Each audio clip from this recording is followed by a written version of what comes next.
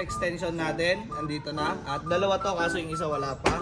Andito na rin yung interior LED ni Kuya Jefferson. Maraming salamat sa pag-order, Kuya.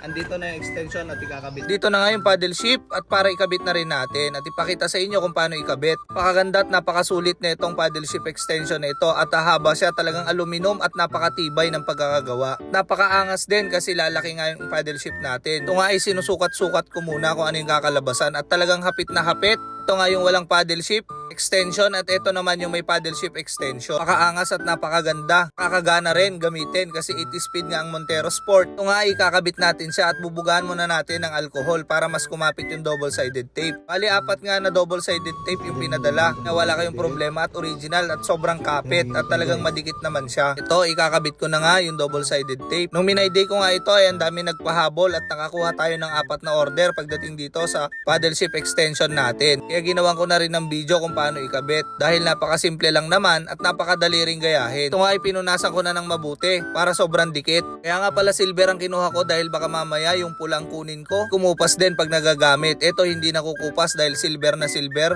yung aluminum niya. Napakaganda nga at napakaangat. Ito nga ay binaklas ko na yung double-sided tape at ilalapat nyo lang dahil hindi naman pwedeng magkabaligtad dyan, kaya yung minus sa minus, kaya yung plus sa plus. Nuna ko na nga yung minus at talagang dinikit ko mabuti para lumapat ng maganda. At talagang sa double-sided niya masasabi ko ay sobrang dikit talaga, kaya pinunasan ko rin yung mga paddle ship para mas dumikit at malinisan bago ikabit. Ito nga ay napakaganda niya ng tingnan at napakahaba niya na. Lalo na pag naka-manual kayo ay napakasarap na mag plus minus dahil napakalaki na nga nung paddle ship natin. Ito na nga. Ito nga ay magmamanual na tayo at testingin na nga natin yung 1, 2, 3, 4, 5 niya. Talagang wala namang pinagbago at talagang umangas lang tignan. Napakasarap na ang pitik-pitikin ng plus minus. Dito nga ay dumating na yung trunk tray Montero Sport natin sa likod. Ang dami ko ang kinakarga sa likod, lalong-lalo na yung bag ng anak ko. Pag hinahatid sundo ay nagagasgasan nga yung likod. Ito nga ay folded at napakaganda. Pag inangat yung sandalan sa likod ay may UUP pa rin kasi yung ibang trunk tray ay buo lang. Hindi nyo pwedeng itaas, tiklopin yung third row. Ito nga ay may angat nyo pa rin yung sandalan niya. Kaya nga ito, kinabit ko na at may kasama pa siyang pandikit. Ito nga pala yung velcro tape kung tawagin para mas lumapat at hindi umusog-usog at di malapat nga yung trunk tray. Napakalaking tulong din kasi nito para hindi magasgasan at hindi mapunit yung tela ng ating niya. Kahit anong ikarga nyo ay may sasalo na. Talagang hard plastic naman siya at makapal. Ito nga ay nagpatulong na ako kay Mrs. para maikabit na ng maayos. At napakaganda naman ng lapat niya. At kahit anong ikarga natin ay mas maiingatan na yung flooring niya. Maraming salamat sa lahat ng manonood. Hanggang dito na lang ating video.